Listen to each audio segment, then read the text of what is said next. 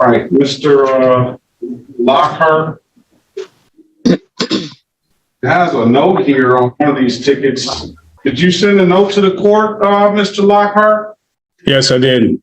Wait, what does that say? No. Hey, guys, and welcome to today's video. Today, we have one of those of the family finger painters who doesn't quite have a good understanding of the law. So Judge Perkins gives him a free 30-day pass to the law library at the jailhouse today is part one of two really good videos. So let's begin. Did not accept your offer to contract and do not agree to these proceedings. All right, so what do you want to do? I'm here under threat, duress, and coercion. I'd like to say for the record, my name is Jamil of the family Lockhart. Let's get the record established. This is the city of Detroit versus Jamel Amir Lockhart. Appearance for the record, please, Counselor. Rita White, House Counsel, on behalf of Mr. Jamil Lockhart. All right, Mr. Lockhart. No one is representing me on my behalf. I don't know that. Well, that was your first mistake. The House Counsel is there to aid you and can stand by in an advisory role. Should you decide to defend yourself, because as this asshat's going to learn a law degree from the Google Institute of Technology is the legal equivalent of a deflated ass donut. All right, go ahead, Mr. Lockhart. Yeah, so I am Jamil of the family Lockhart, flesh and blood, living man, and attorney in fact for Jamil Lockhart and Legis Trust. I'm here by threat, duress, and coercion. I'm here making a special appearance, and I'm here to demand that the court prove jurisdiction over me as a live flesh and blood man. Don't worry about that. The court's going to prove jurisdiction over you before the end of this trial. As I said, I submitted a challenge to jurisdiction. Jurisdiction must be proven and proven on the record. And then also I submitted Freedom of Information Act request for your foreign registration statement and anti-bribery statement, as well as that of the prosecutor. There is no contract. Every presentment that was made to me was formally rejected and sent back to the court, which is what you have a copy of, by my notary. I do have a live witness notary who can come in and testify to that fact. Given that there is no commercial contract, no commercial agreement, I fail to see how the court has jurisdiction. Furthermore, there's been no injured party, and no, there's been failure to state a claim through a verified affidavit. So if someone can prove to me how this statutory commercial court has some kind of jurisdiction over me as a live flesh and blood human being, I think we could start. Well, let's start with your extremely liberal use of the word human being. And then let's head over to Michigan Court Rule 3.100A, for which acknowledges that misdemeanors are to be held under the jurisdiction of the District Courts of Michigan. Now, the MCR derives its powers from Article 6, Section 5 of the Michigan Constitution, which gives the Michigan Supreme Court the ability to create and enforce rules and regulations in all the courts of Michigan. And of course, let's not forget the 10th Amendment, which grants the states the powers to govern themselves as long as their rules and regulations do not violate federal law or violate the United States Constitution. So in short, yeah, this court absolutely has jurisdiction over you. Well, let's start here. You have a notice is not what you think notice should be. Notice is what is if it's properly effectuated in the court rule. And I'll certainly give you whatever hearing that you want if you file the proper motions of material to contest that. I'll give you an opportunity to be heard on that.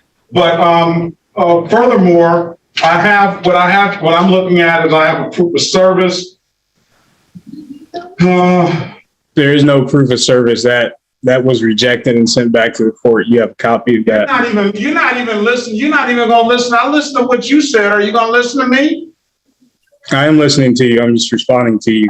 Please tell us how you can be both listening and talking at the same time. See, that's the problem with these self-entitled dick flutes. Their social ineptitude is so ingrained in their personality that if you think their inability to hold a normal conversation ends with this Zoom call, then I got some right to travel documents I'd like to sell you. So why don't you listen before you start making statements? Oh, you had paused. I thought you were finished. What it isn't. Well, go ahead.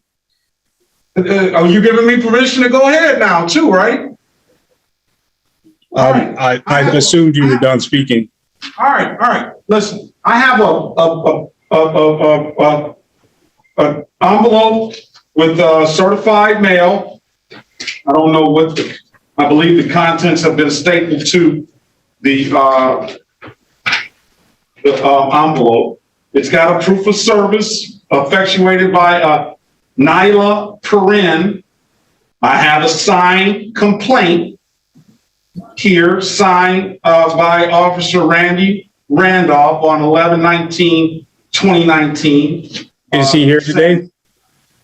And we can get him in here. Today is only date and time is set for arraignment. So you're just being arraigned, and what the arraignment purposes of your arraignment, and let's go through the whole thing, is you're here for a expired plate ticket. That is a civil infraction that carries a $145 fine. There's an allegation that you did not have a drove while license not valid or improper. That is a misdemeanor offense, punishable by 93 days at the maximum by 93 days in jail and or $500 in fine.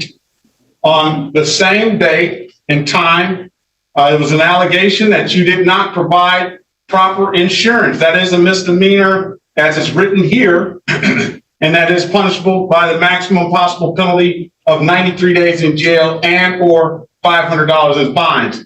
There's also a warrant for your arrest for an allegation of an improper, not valid driver's license. So today is the date and time set for arraignment.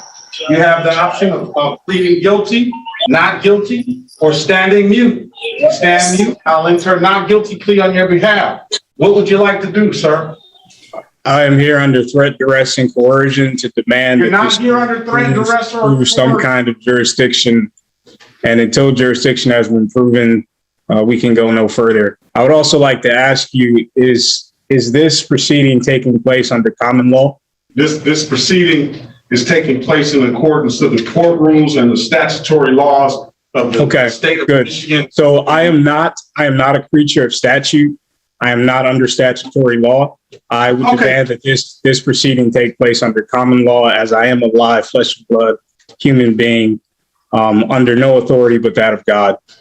All right. I'm not going to go back and forth. I'm going to give you another court date. I don't have any All I need you to do is prove jurisdiction.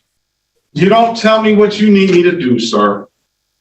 Yeah, I wouldn't necessarily tell the judge who's presiding over my freedom that he needs to do anything I'd respectfully ask in the form of a properly filed motion. But your approach talking over the judge and demanding that he do things for you is a guaranteed way to get your ass thrown in jail for contempt of court.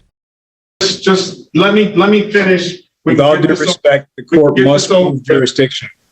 I understand that. We can get this over with quicker rather than later if you let me do my job. What I was trying to say, you're making your claim and stating your case that the court doesn't have jurisdiction over you. In order for me to properly review that and go, it's got to be done according to the court rules. I need a motion, and I will read that motion. I have submitted a motion to dismiss for lack of subject matter jurisdiction. I don't have it. I don't have it in front of me. And then I'll give you a motion. I have a timestamped copy of it if you'd like me to show you. All right. You got to submit it to the court. Look at the. It was filed by the clerk just 2 days ago. Okay, I have a timestamped copy of it. It hasn't got to the file. I'm going to give you another pretrial date. I would like to say I do not consent. The court has to prove jurisdiction. I filed that document a few days ago. Anything short of that is an admission that there is no jurisdiction and we have no further business. We have no contract. Have a great day. Okay, so that's the end of his first appearance at his first hearing. And it should have ended there, but the cavatar decided to stay in the Zoom call until the end of the docket, just so he could argue with the judge some more. Let's just say this is how to not defend yourself in court. Jamil of the Family Law Card here. Okay, you're still. Did you have a question, sir? None other than just stating that I do not consent to these proceedings and I do You've not already accept put any that on. offers to You contract. already put that on the record. Okay, good. You came back in. I would also like to ask why this Mrs. Rita White had claimed to represent me. All right, let's go back on the record with Mr. Jamil Lockhart. How old are you, sir? I am 27. You're 27 years old, and you go ahead and you ask why Miss White is here to represent you. Well, first and foremost, Why did she claim to represent me and I have no knowledge? I'll explain to you. First and foremost, she's the House counsel for this evening. So for this afternoon, she represents anybody who wants her representation as far as helping them to navigate and to defend themselves. I have never expressed that want to. Why do you talk over people? Well, I assume we were having a conversation. I'm sorry. I'll be quiet. I am trying to have a conversation, but one's got to talk and one's got to listen. Okay, go ahead.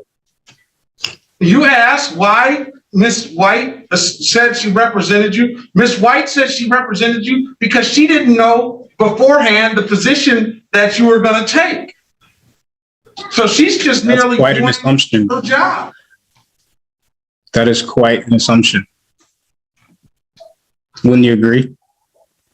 Well, by the name that you put up on there, Jamil of the family Lockhart, That is I wasn't surprised I wasn't surprised the avenue that you were going to take on that. Just by the name. You recognize where I'm going. But she's not going to assume. I don't believe she's going to assume that she's going to treat you any differently than anyone else. And then you said that you didn't want her representation, and she. Wouldn't you agree that for future reference, it might be better to ascertain that kind of information before she makes that kind of statement for everybody? No. You don't think so? No. So the assumption is that everyone wants her to speak on their behalf. Yes, until. Is that not a rash assumption? Until they say differently, like you did. Okay. Well, again, this whole time, there's a motion before the court to dismiss for lack of subject matter jurisdiction. Well, there's not a motion. There has been. What has been filed, I have a timestamp copy of it. I can show you that if you need to see it. But your clerk timestamps and filed that document. Let me explain to you. And this is just for your information. You say that you filed it with the court and the clerk down at the window, and I wouldn't disagree with that. But typically you want to, when you do your filings, that's why you want to have a judge's copy and you want to specifically have that copy hand delivered to the judge's chambers. So we don't rely on the court clerks downstairs at the windows to make sure that these files get put into the proper place. You're not going to make. Who do you rely on for that? You're making, and because you don't want to make that assumption that that file is going to get into the correct file. You don't want to make that assumption. Would you agree? Who do you rely on to make sure that filed documents get into the right place? Get into the person that's filing it, yourself. So it is not. You're telling me it's not the duty of the clerk to ensure that documents are filed in the case where the judge can view those documents. On my capacity, that document was sent to the court. It was sent to the court by a notary. So I do have a live witness to attest to that fact. It has also been timestamped. That was recorded as well. I have checked all my boxes when it comes to notifying the court. I've also given you a demand for your Freedom of Information Act request for your foreign registration statement and your anti-bribery statement. The idea or the fact that you do not have that is an issue, and it would mean that you are committing a crime against me and holding this statutory proceeding and trying to confuse me as a live flesh and blood man that I am a corporation beholden to the corporation which you represent. And that is my main point here today, is to tell you that I am not under your jurisdiction. I am a live flesh and blood man. You've already stated that this is not a common law proceeding. I am under no law but common law. We have no commercial contract which would enter us into any kind of statutory law. Okay. So Sir, I failed to see the Let me issue. stop you. And there's also let me no stop you, verified complaint with a Let me stop you, signed sir. affidavit. Sir, let me stop you. And I'll let you put that on the record. I'll let you put it on the record already. We've already done those things. So, I'm gonna end it. What you're I'm gonna committing end here is a fraud against the people. Okay, That's I'm what gonna you're end- participating in. okay. Whatever your position And is. without your foreign registration statement, that's an admission that you are here as a criminal actor. Okay, sir, I'm gonna end the hearing now. 12. And I do not consent to And I'm any gonna further remove hearings on this issue or this matter. We have no valid contract. We failed to prove jurisdiction. There is no valid claim. All right, you've I do already not said consent. that, sir. I've already let you make a record, and I don't want you to mention any more because I'm gonna hold you in contempt of court, okay? So I'll let you make your record. I set a date. Do whatever you feel like you need to do. I'm here to set a tell date you of that March I am not 25th, under your sir. jurisdiction. All right, have a great day. It seems that you really need an education on how this stuff works, and I'm gonna give you one today.